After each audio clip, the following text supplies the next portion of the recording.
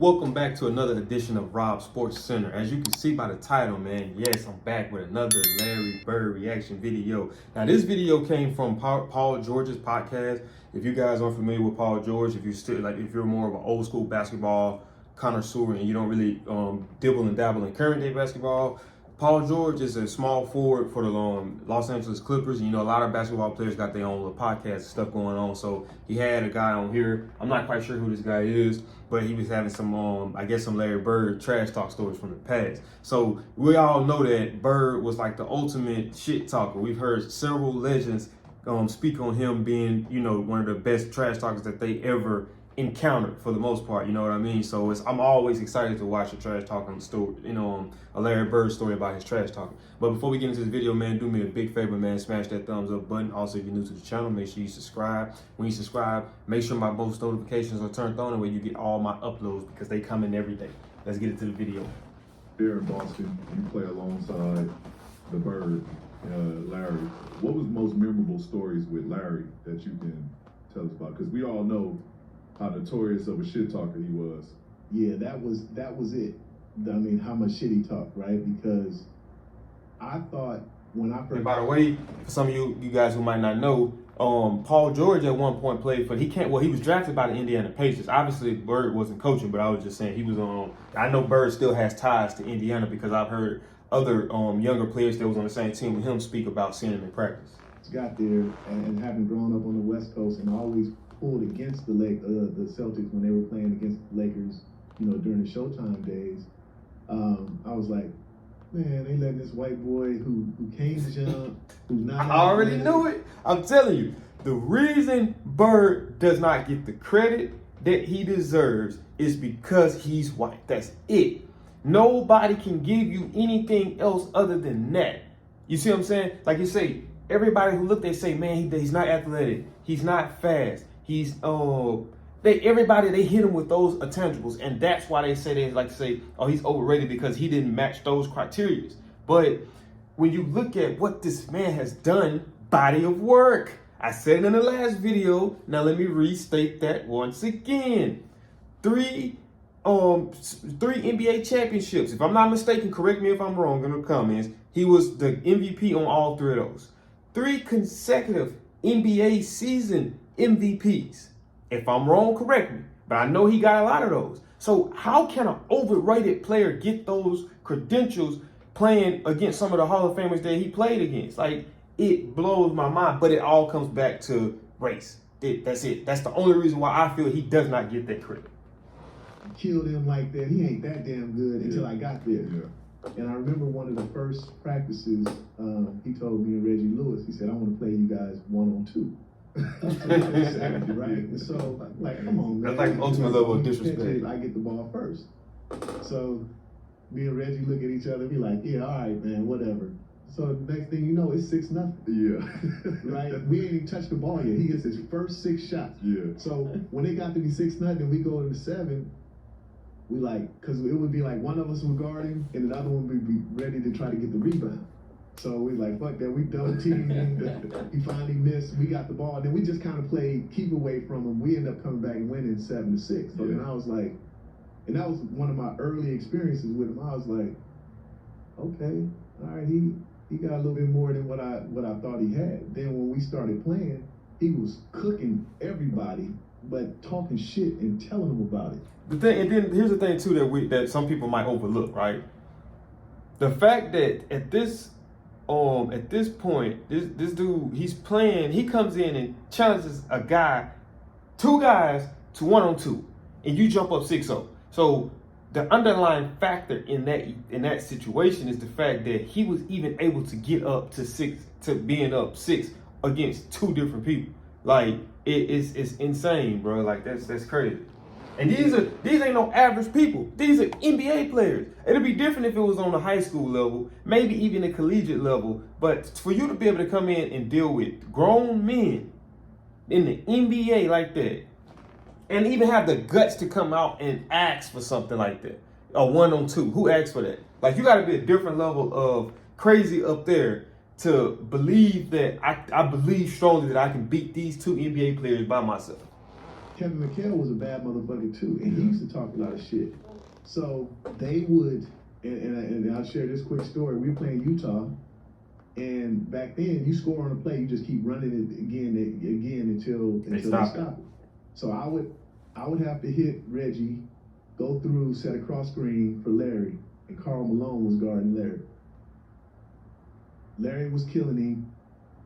Kevin McHale was locking Karl Malone up on the other end, and Larry was talking about, yeah, we two bad white boys, ain't we? So I remember going across, setting the screen on Karl the first time. Larry came off, caught it, scored. As we were running back down the court, Karl Malone said, young fella, you set a screen on me again like that, I'm gonna knock your head off your shoulders. The whole time I'm running down the court, I'm like, damn, is he really gonna do this shit? Yeah, I know we're about to run the play again, right? Because we just scored on it. So I hit Reggie again. I go across to set the pick. I'm standing in the middle of the lane. Larry cuts off, and I see Karl rear his forearm back like this, so I'm standing in. I'm like, is this motherfucker really gonna try to do it?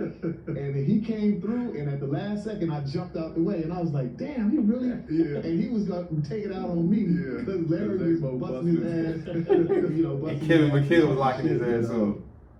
You know that story, and the last one that stuck out would be as a rookie, we were staying at the Howard Johnson's Motel by Fenway Park, and Larry came and got all the rookies that were trying out for the team and took us to dinner.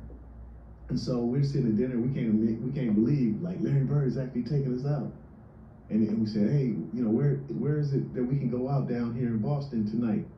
He said, go to the Ramrod. It's a club right across the street from the motel. Yeah. So the name right there, right, the Ramrod, I'm like, that don't sound right. Sound a little fishy. So we get back, we wait until it gets a little bit later and shit, come out the motel, and across the street is the club, the Ramrod. So we come out and look, and it's a long ass line waiting to get in. So we walk across the street, it's dark out, it's all dudes in black leather and motorcycles and shit, but all not one single woman. Yeah. So we and the club is called the Ramrod. So we was like, oh, okay. He was trying to do us dirty. So when we got to practice the next day in training camp, he was cracking up. But that's where he sent it. So he had a great sense of humor. He talked a lot of shit, but a great teammate to. As a young player to come up and learn under and teach you the right way to do things. Mm-hmm. And because you played in Indiana when he was the president there, and what kind of dude he was. No, he was definitely a prankster. He was I had stories with him where I had some stuff that went on, and one of the reasons why I really do love doing this is because it's like I gotta show respect to the generation before. So I like hearing these stories about the legends of the past because I never knew it. And I think a lot of us as the younger generation, we don't really go back and educate ourselves on the guys who paved the way for the guys that we love to watch to this day. And it's like doing these old school basketball reactions, I'm understanding the legends more. Like I say, I would have never thought that, for one, Larry Bird was as good of a player that he was, but two, that he actually had like a sense of humor to where he likes to play pranks and do like little funny games like one of the guys, like, and that blows my mind. You know what I mean? Because it's like I say, Bird is like a unique individual because you look at on the court, right? He was willing to do the down and dirty stuff that most superstars won't do. So he got my respect on that standpoint, and even off the court, right? At the level of Bird, of where he was in his career in terms, Bird can what you would call be Hollywood and be like, I'm not talking to them youngsters, I'm not worried about them. But he still shows them that he's one of the guys to let them know, like, man, I'm not better than you. We all on the same team. We all working towards the same goal. You know what I mean? I think that's really dope. In my early career with, I had this catfish situation, and he texted me the picture that got leaked. And it was just funny, him being, the president and the relationship that we had. But that was him, man. He was just a prankster, and he would have his days. I will say that. Some days, not to fuck with Larry. But then, for the most part, he was you know, he was pretty cool and chill. We've heard the rumors that Larry would actually be offended if another white guy would be guarding him. Was that true? And do you have any stories of him kind of complaining about that? That's definitely true. He definitely took it as an insult if you put a white dude on him. And one example that I can remember, we were playing Phoenix Suns. I think Cotton Fitzsimmons was their head coach. And they had a pretty good player, a white dude named Tom Chambers. I don't know if you guys remember him jumping over Mark Jackson when he dunked the ball. And Tom Chambers was guarding him. And Larry caught the ball in front of their bench. And like just turned around and just had a full-on conversation with Cotton Fitzsimmons and their coaching staff. Y'all really gonna try to disrespect me like this? Y'all gonna put this white dude on me to think that he can guard me? And then just turned around and just shot a jumper in his face and just went down court, you know, shaking his head. But like stuff like that was just commonplace, you know. But he definitely felt insulted if you tried to put him. Another thing too, right? At the risk of doing the stuff that Bird does in terms of the trash talking and stuff, you have to be willing to fail miserably in order to do that. And what I mean by that is that if you talk all this noise about, say, perhaps this, he's saying, you got this white guy guarding me, this is disrespectful, right? And let's just say hypothetically, we all know it didn't happen, but hypothetically, the guy's able to lock up Bird. It's going to be like, okay, you talking trash, but you ain't scored on him yet. But the fact that Bird is able to back up majority of everything that he says, it just leaves you like, all you can do is just, if I had a hat, just tilt your hat to him. That's all you really can do, man. But you got to be willing to We're fail. going to take a brief break from the episode to let you know that Prize Picks has got you guys covered. Well, that's pretty much it for that. I think he's doing a promotional. We're not getting paid for that promotion, so we're going to end it off right there. But, man, like I said, man, I've been enjoying these videos, man. The Larry Bird marathon that we've been on, I've really been enjoying that, man. Like I said, I'm going to show y'all my calendar I just put up last night.